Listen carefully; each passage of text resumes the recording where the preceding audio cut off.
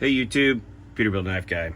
Today we're just going to be doing a couple updates for the people who follow me consistently.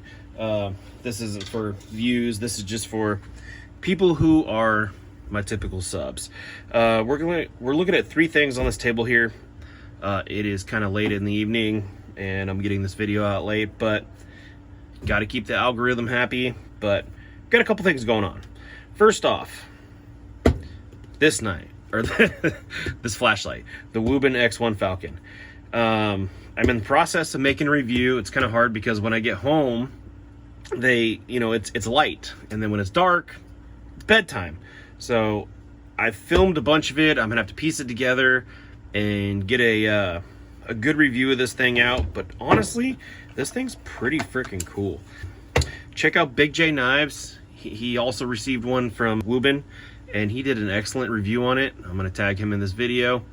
But yeah, this is a cool kind of an EDC flashlight. Not really, it is a freaking moose. But I gotta get the review of this out, even though I'm a knife channel. But I love flashlights, and yeah. So yesterday I didn't get a video out. I ended up going fishing. Good enough. This boy really loves fishing. Backflip. So yeah, that was fun. Could have filmed some stuff, but honestly I was just enjoying fishing with the kid. Next up, this guy. I did a hard use review on it.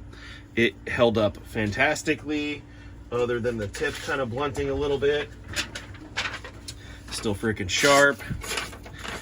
I mean, sharp for a knife that went through the abuse it went through. It's still actually relatively damn sharp. I mean, it's not perfectly sharp, but for such a thick knife, after the abuse it went through, it held up good. And so this needs to get cleaned up. It needs to get resharpened. This isn't my knife, so I'm gonna ask the owner, if he watches this video, do you want me to reprofile this back? Do you want me to give this a actual edge on it that is worthy of cutting? I'm thinking about bringing this back up. I don't know the angle offhand, but man, this knife is so thick to where you could honestly take it from the ridge right here of the saber grind and bring it right down to 0 degree, and this thing would be freaking slicey. But we'll see. It's up to him. This was on loan to me from a subscriber and a good friend that is to not be mentioned, but we'll find out. I gotta get this cleaned up and sent out to him. I actually have a bunch of knives I need to send off to people. I need to send stuff to Frank at What's the Point EDC. I need to send stuff to Tristan Barnett and the owner of this knife. I am terrible at shipping stuff, so stick with me, guys.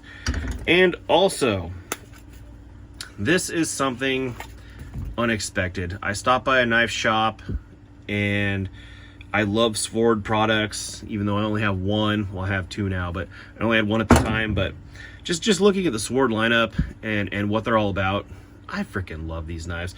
This knife has become badass in my opinion.